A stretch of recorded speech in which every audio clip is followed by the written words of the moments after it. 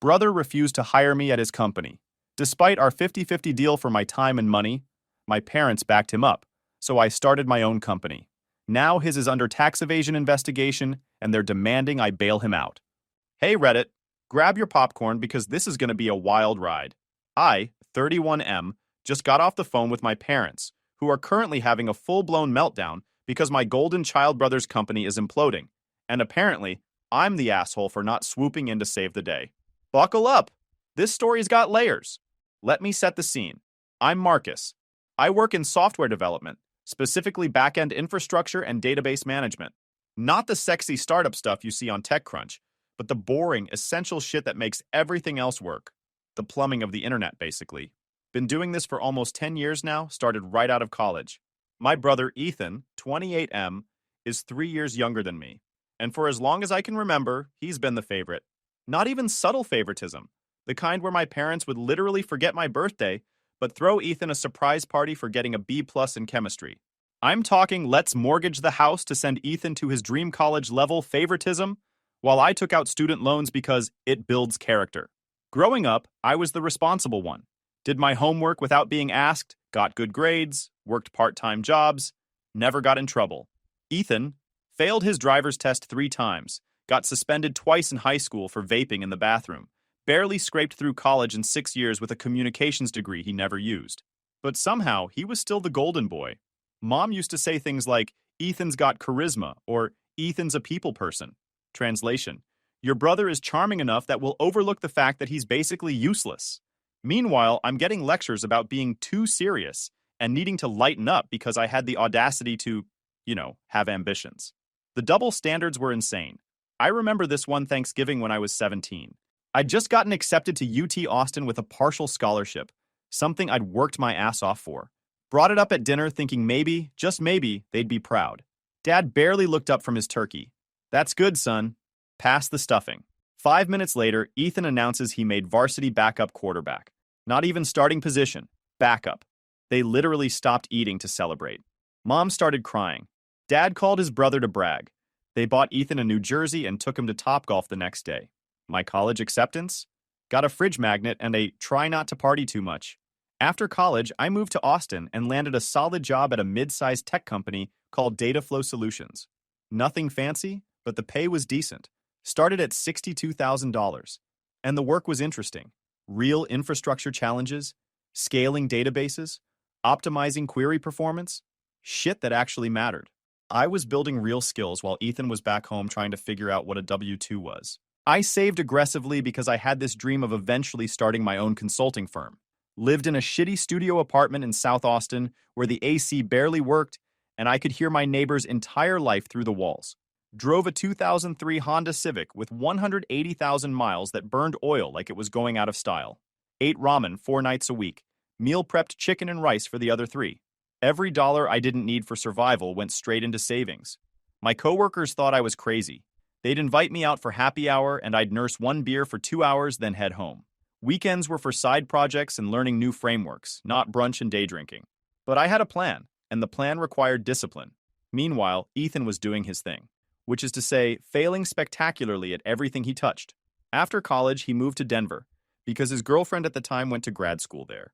That relationship lasted about 6 months. The staying in Denver lasted longer, mostly because he couldn't afford to move back. Tried to start a craft beer subscription box called Hop Drop in 2017. Spent 3 months designing a logo and building hype on Instagram. Never actually shipped a single box. Turns out sourcing craft beer, handling licensing, and managing logistics is hard when you're too busy taking photos of yourself drinking said beer. Then came the streetwear brand, Mile High Threads. Bought like $8,000 worth of inventory from some manufacturer in China. Half of it was misspelled. Literal bootleg quality where Supreme was spelled Supreme. Tried to sell it anyway. Got a cease and desist from the actual brands. Lost all his money and had to borrow rent from my parents for 3 months straight. Even had this whole phase where he was convinced he'd make it as a social media influencer. Posted these cringy motivation videos where he'd walk around downtown Denver in a suit, talking about grinding and hustle culture. Peak content was him waking up at 6 a.m. and filming himself making coffee while talking about discipline. This from a guy who couldn't hold a retail job for more than 4 months. His highest viewed video got 847 views, and I'm pretty sure 300 of those were from family members he'd guilt-tripped into watching. But here's where it gets interesting. About 4 years ago, Ethan calls me up out of nowhere. We hadn't talked much, maybe once every couple months, usually when he needed something, but this time his voice was different. Serious. Focused. "Marcus, I need to run something by you. Got an hour?" We met up when I flew back to Denver for a work conference. He showed up on time. First red flag something was different, with an actual business plan printed and bound. Not some half-assed Google Doc. A real plan with market research, financial projections, competitive analysis. He'd been working at this marketing agency called Elevate Digital for about 18 months. First job he'd held longer than 6 months. Started as basically a glorified admin, but worked his way up to account coordinator. And in that time, he'd noticed something. All these mid-sized B2B companies, manufacturing, software, logistics, whatever, they need good marketing, he explained. But the big agencies don't want to touch them because the budgets are too small. And the small agencies don't have the expertise to do it right. There's this massive gap in the market. He pulled out his research, had talked to probably 30 potential clients, showed me the math. These companies were spending money on marketing, just not getting good results. They were underserved and they knew it.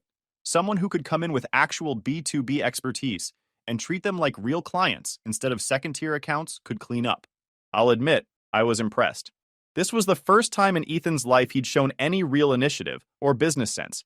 He'd done actual work, real research, had thought through the problems. "So what do you need?" I asked. "Money and help." He slid a spreadsheet across the table. "Need 100 grand to get started.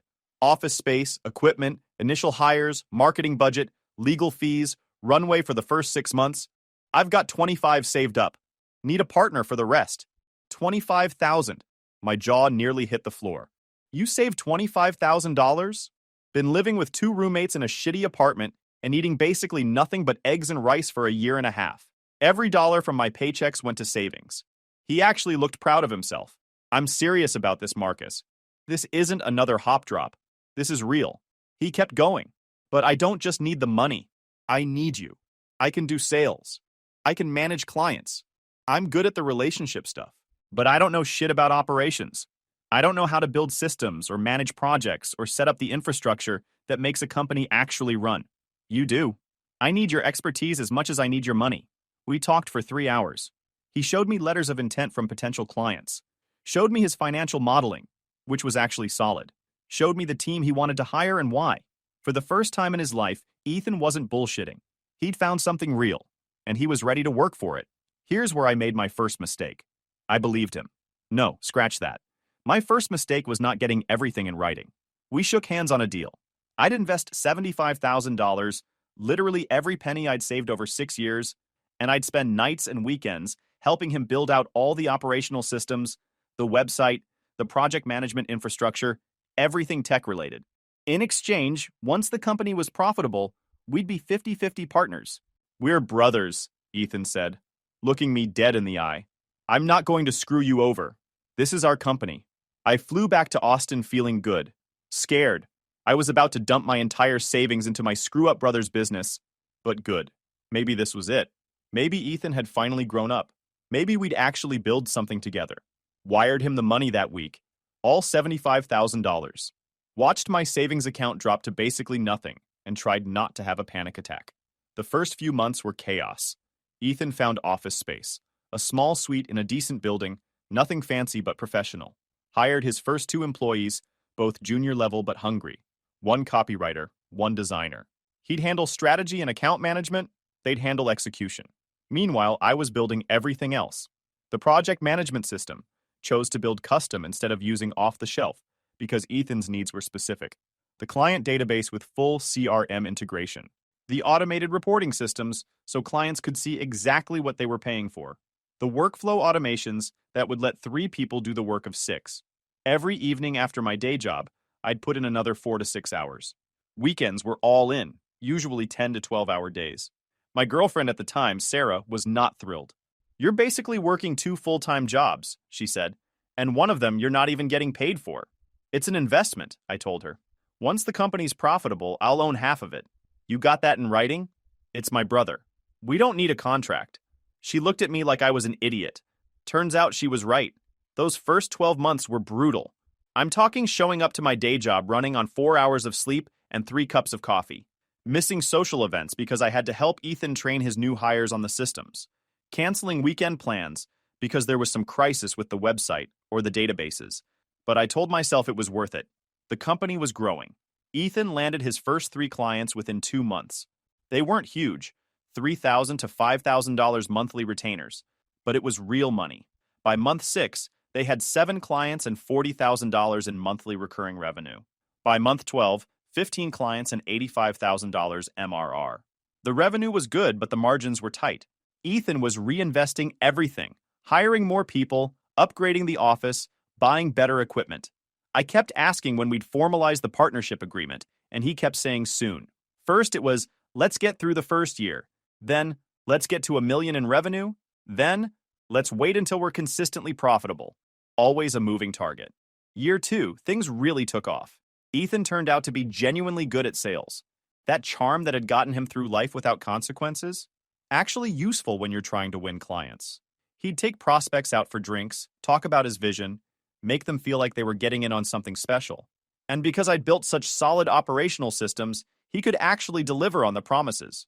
They hit $2 million in revenue that year, grew to 15 employees, moved to a bigger office in downtown Denver with exposed brick and a ping pong table and all that startup bullshit. Ethan started posting on LinkedIn about building something special and the entrepreneurial journey. Started wearing expensive suits and driving a leased BMW. Meanwhile, I was still in my shitty Honda, still working 2 jobs, still waiting for my equity stake to materialize.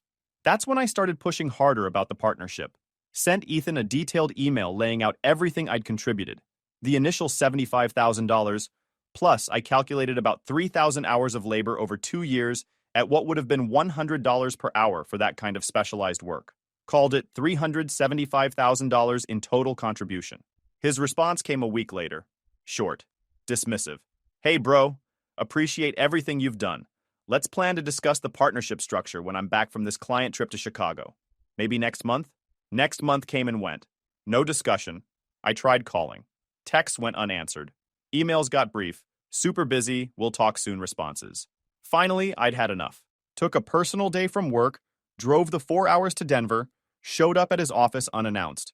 Walked past the receptionist, some young girl who had no idea who I was despite the fact that I'd literally built the system she used to check in visitors, and straight into Ethan's office.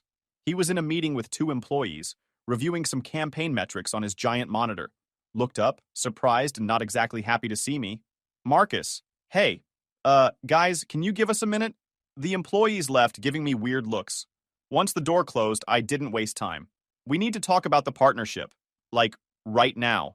He leaned back in his expensive chair, one of those $1,200 ergonomic things, and sighed.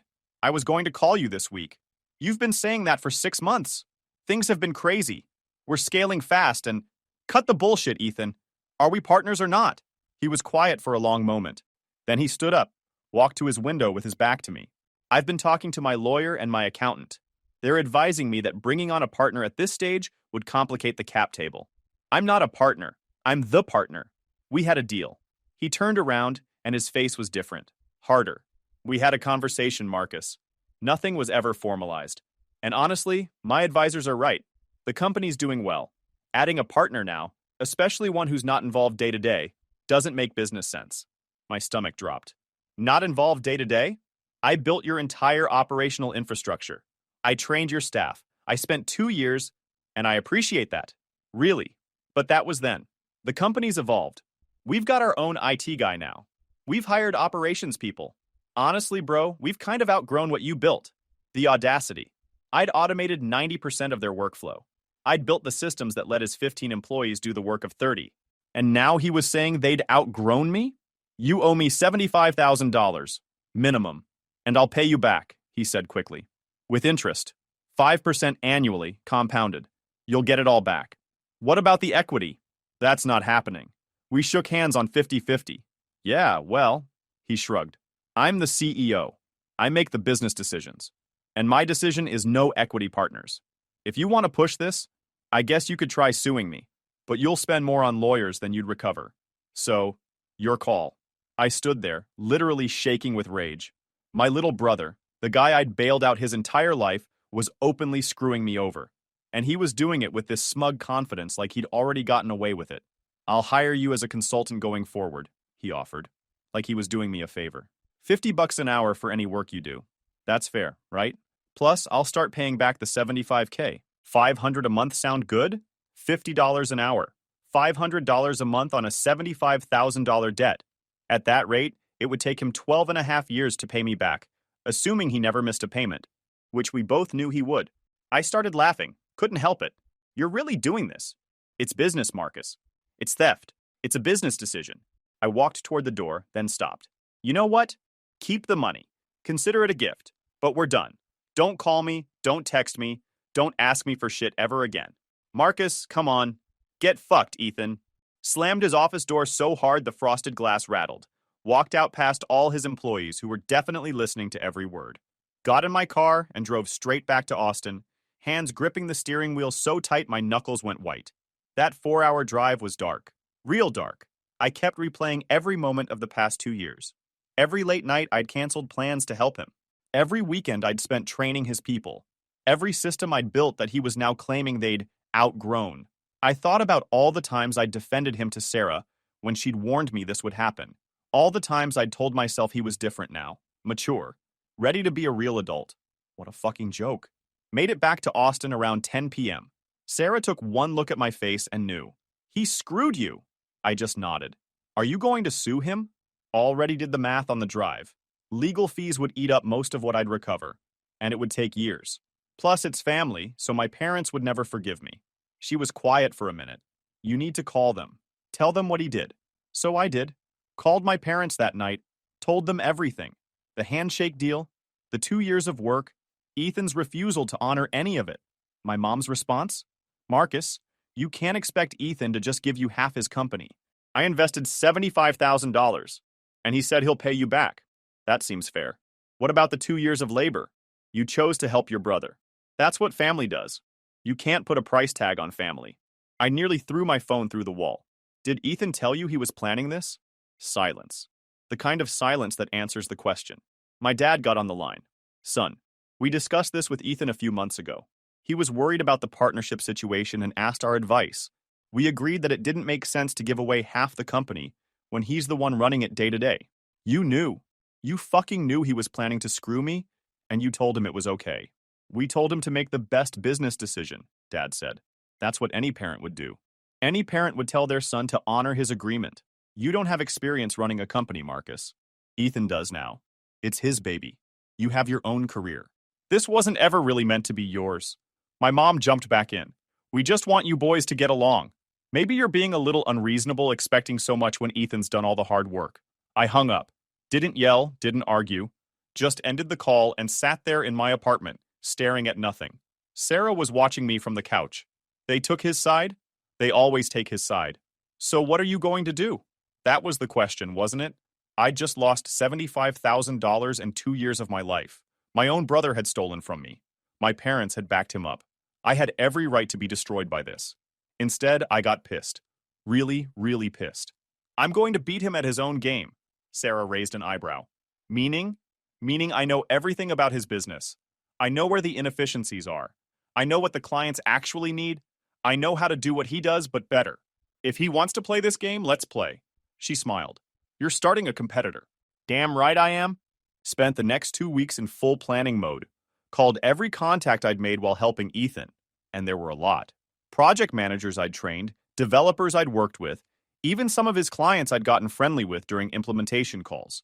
Let them know I was starting a consulting firm focused on operational infrastructure for marketing agencies. The response shocked me. Everyone had the same story.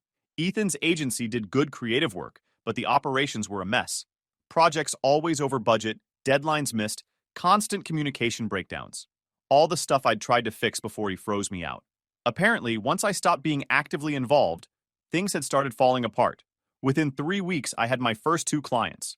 Small agencies, $5,000 to $8,000 contracts to overhaul their operations. Nothing huge, but it was proof of concept. Then, I made my first hire. Remember that IT guy Ethan said they'd brought on to replace my systems? Found him on LinkedIn. Guy's name was Derek. He'd been working at Ethan's company for about 8 months and was already fed up. Met him for coffee. Let me guess, I said. Ethan hired you to maintain the systems I built, but he doesn't want to actually invest in upgrading anything. Derek laughed. Dude, he literally asked me to add new features to your database without increasing the server budget. Said we needed to optimize more. I tried explaining that wasn't how it works, and he told me I wasn't being creative enough. Want to work for someone who actually understands technology? He was at my office 2 weeks later. The next 9 months were a blur. I was working like a madman, still at my day job during regular hours, building my company every evening and weekend. But this time, it was different. This time, I owned it. Every client, every system, every relationship. Mine. My business model was simple. I focused on the unsexy backend stuff that Ethan thought wasn't important. Project management systems, client databases, reporting automation, workflow optimization. The infrastructure that makes agencies actually work. Turns out there's a huge market for that. Agencies are full of creative people who hate administrative work. They need someone to come in and build the systems that let them focus on what they're good at, and they're willing to pay for it. By month 6, I'd brought on 3 more employees, all people I'd poached from other agencies, some from Ethan's company. By month 9, I hit $500,000 in revenue. Meanwhile, I heard through the grapevine that Ethan's company was struggling. Nothing catastrophic, but the growth had stalled. Revenue was flat. A few clients had left. Employee turnover was high. Turns out when your operations are held together with duct tape and hope, eventually it falls apart. I didn't reach out, didn't gloat, just kept building. My first major breakthrough came about a year in. Landed a contract with a 50-person agency called Momentum Creative that was drowning in operational chaos. Their project completion rate was 62%. They were hemorrhaging money on projects that ran over budget. Client satisfaction was tanking. Did a complete overhaul of their systems. Built them a custom project management platform, integrated with their CRM, automated their reporting and billing, created workflow templates for their most common project types, trained their staff on the new systems. 4 months later, their on-time completion rate was 94%. Average project profitability was up 40%. Client retention went from 71% to 91%. The CEO sent me a bottle of expensive scotch with a note. You saved our company. Thank you. More importantly, he referred me to 3 other agencies. Those agencies referred me to 5 more. Suddenly, I had more work than I could handle. Year 2, I hired a head of sales to help me scale. Opened a proper office in downtown Austin instead of working from my apartment. Brought my team up to 8 people. Hit 7 figures in revenue. The moment I saw that number, $1 million in annual revenue, I sat back in my chair and just smiled. I'd done it. Not just recovered from Ethan's betrayal, exceeded it. Meanwhile, Ethan's company was in free fall. Heard from a former employee that they'd lost their 3 biggest clients in 1 month. Payroll was being made late. Ethan had to lay off 5 people. The fancy office got downgraded to a smaller space. Part of me felt vindicated, but mostly I felt nothing. I was too busy building something real to care about Ethan's failures. Then last week, my phone rang at 7 a.m. on a Monday. My mom crying. Marcus, we need your help. I was half asleep, confused. What's wrong? Is someone hurt? It's Ethan's company. The IRS is investigating them for tax evasion. They've frozen all his accounts. He might go to jail. That woke me up fast. What? Over the next few hours, I got the full story from various frantic family members. Turns out, Ethan had been getting creative with his accounting, hiding expenses to make his profit margins look better, misreporting income to reduce tax liability, claiming personal expenses as business deductions, his BMW lease, his downtown apartment, even a vacation to Cancun got written off as a business development trip. Classic amateur hour tax fraud. The kind where you think you're being clever, but really you're just leaving a paper trail a blind forensic accountant could follow.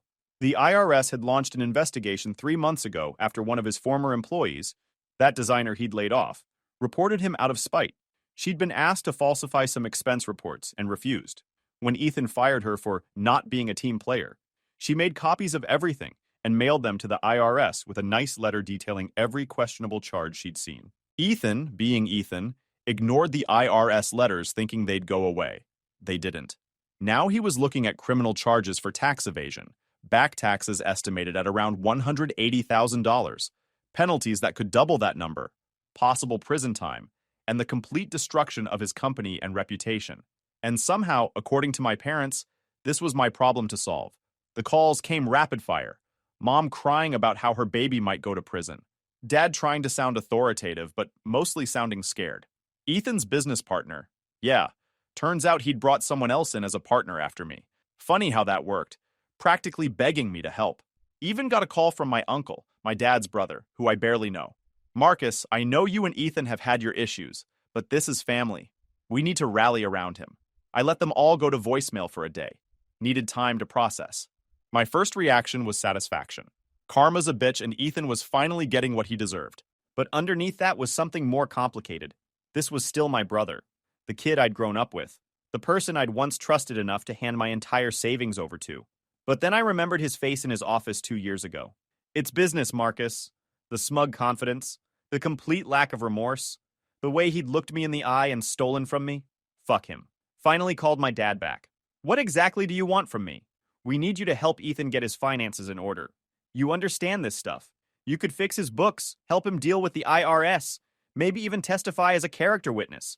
You want me to work for free to save the company he stole from me? Marcus, don't be dramatic. Nobody stole anything. He's going to pay you back that money. It's been 2 years. I haven't seen a single dollar. And this is bigger than old grievances. Your brother could go to prison. Do you understand that? Federal prison. Good. Silence on the other end. Silence on. Long, heavy silence. You don't mean that, my dad finally said. I absolutely mean that. Ethan made his choices. He chose to cut me out of the company I helped build. He chose to commit tax fraud. Those are his problems, not mine. What happened to family looking out for each other? I almost laughed. You mean like how you looked out for me when Ethan screwed me? Like how you took his side when he stole my investment? Like how you knew he was planning to cut me out and you encouraged it? That kind of family loyalty? We didn't take sides. You literally told me I was being unreasonable for expecting him to honor our deal. You told him he was making the right business decision. So miss me with this family bullshit. Family is supposed to work both ways. My mom grabbed the phone. Marcus, please. We'll pay you. Whatever you want.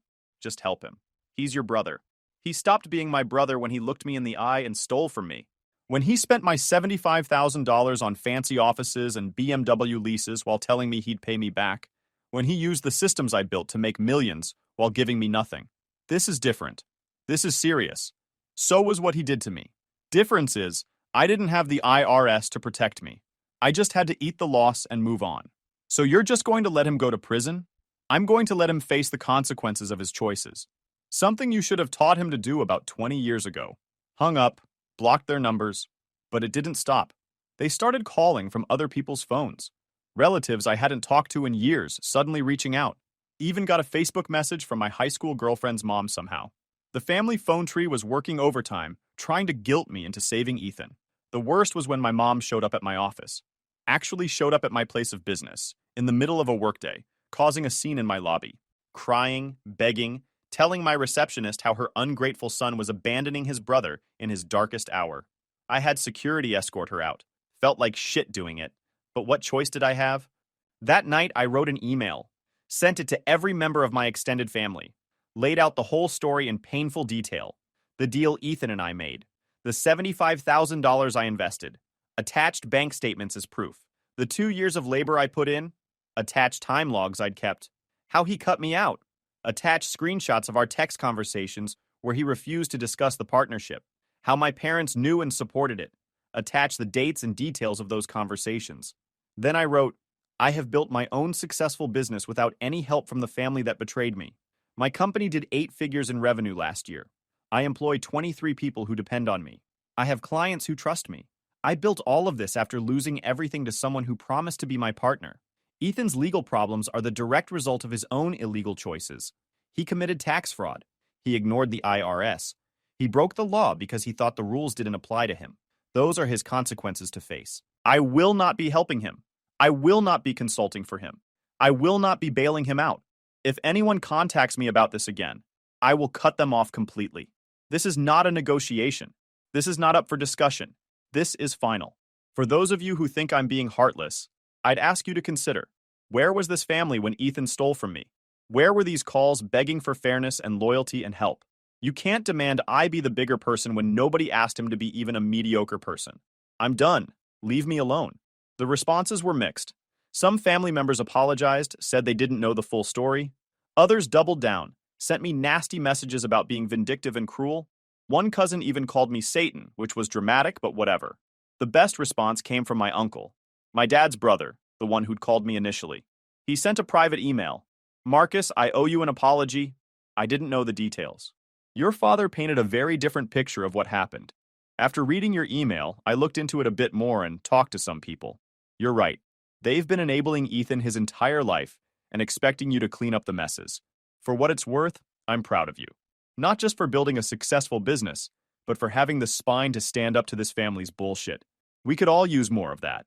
If you ever want to grab a beer without the family drama, let me know. That email meant more than he probably knew. Today, the hits kept coming. Got a call from a lawyer representing Ethan's company. Very professional, very carefully worded. They wanted to make a formal offer. If I agreed to consult on fixing their books and dealing with the IRS situation, they'd pay me $200,000 up front and give me 10% equity in the company. I listened to the whole pitch. Let the lawyer finish his carefully prepared speech. Then I started laughing. Couldn't help it. Let me make sure I understand, I said. 2 years ago, Ethan told me there was no room for partners. Told me my work had been outgrown. Refused to honor our handshake deal for 50-50 equity. Now that he's facing criminal charges, suddenly there's room for me to be a partner? And for 10%? After I built the foundations of his entire company? The lawyer cleared his throat. Mr. Chen, I understand there's some history here, but we're prepared to be very generous. Here's my counteroffer, I interrupted. When Ethan's company goes under, and it will, I'll buy his client list for 50 cents on the dollar. I'll hire his best employees and treat them with actual respect. And Ethan can spend his court-ordered community service thinking about how he could have had a partner who had his back instead of an adversary who knows exactly where all the bodies are buried. He's got my email if he wants to discuss. Hung up before the lawyer could respond. My assistant Jessica was standing in my doorway trying not to smile. That was cold. That was justice. Fair enough. You've got the Momentum Creative Quarterly Review in 20 minutes. Right. Back to actual work.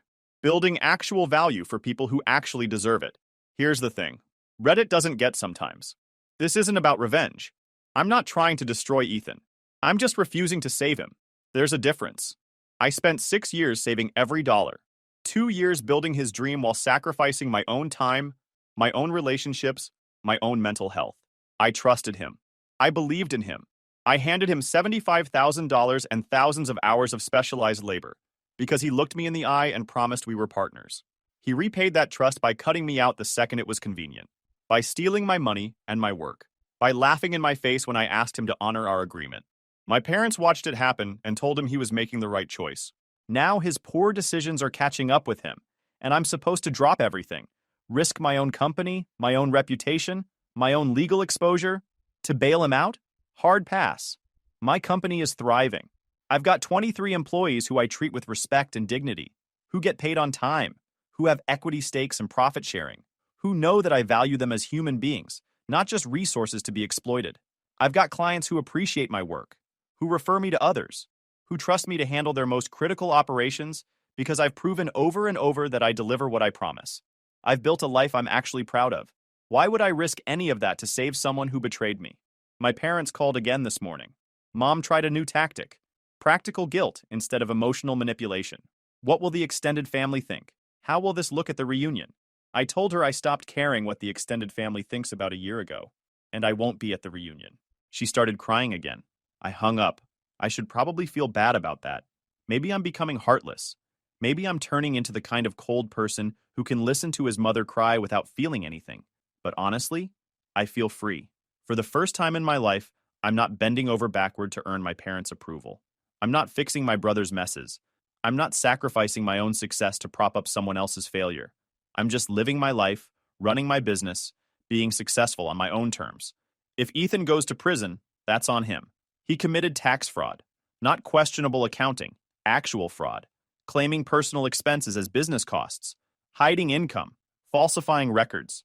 He made those choices because he thought he was smarter than the IRS and above the rules that apply to everyone else. My only regret is that it took me almost 30 years to realize I didn't owe my family anything just because we share DNA. That being related doesn't entitle you to someone's time, money, or forgiveness.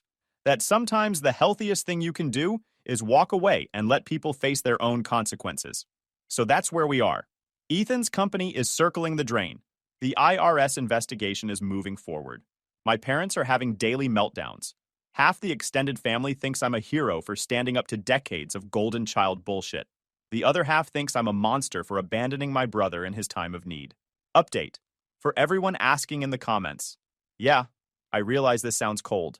Maybe it is. But I'm tired of being the person who sacrifices everything while everyone else gets to fail upward with no consequences. Ethan had every advantage growing up. He was the favorite. He got the attention, the support, the second chances. He got my parents to mortgage their house for his college. He got endless patience for his failures. He got my $75,000 and my labor and my trust. What did I get? Student loans, indifference, lectures about being too serious, and a betrayal that cost me years of my life. So no, I'm not helping. I'm done being the safety net for people who would never do the same for me. Update 2. It's been 3 weeks since my original post. Things have reached their inevitable conclusion. Ethan's company filed for bankruptcy last Friday. The IRS penalties, legal fees, and client exodus were too much. The company's being liquidated to pay back taxes and legal bills. Ethan himself took a plea deal. No prison time, but 2 years probation, $250,000 in fines and back taxes, 500 hours community service, and permanent surrender of any professional licenses. He's also banned from serving as a corporate officer for the next 10 years. His career in business consulting is effectively over. My parents drained about $80,000 from their retirement, trying to keep the company afloat and pay for lawyers. They're not destitute, but they're definitely not retiring comfortably anymore. Mom called to tell me this like it would make me feel guilty. It didn't. They made their choice. 3 of Ethan's former employees reached out about jobs. I hired 2 of them. Good workers who'd been stuck in a toxic environment. They're thriving at my company. As for family relationships, I had coffee with my uncle last week. He told me he's watched this golden child dynamic play out my entire childhood and was glad I finally stood up for myself. Said he wishes he'd said something years ago. Everyone else? Still giving me the silent treatment. I'm fine with it. My company's doing better than ever. We're opening that Seattle office next quarter.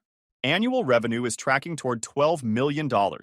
I promoted Jessica to COO to help manage the growth. Meanwhile, Ethan's posting on LinkedIn about the entrepreneurial journey and lessons learned from failure. And I scrolled past without reading the full post, but I'm sure it's packed with inspirational nonsense that conveniently omits the tax fraud. The lesson here is simple. Walk away from toxic people, even if they're family. Build your own success. Protect your peace. And never ever go into business with family without ironclad legal contracts. If someone shows you who they are, believe them the first time. I'm done with this chapter. Thanks for listening, Reddit. Hope your families are less dysfunctional than mine. Peace out. YouTube just dropped this new hype feature. If you're hooked on this story, smash that hype button. It tells YouTube this video deserves to blow up, and it keeps even crazier stories coming your way.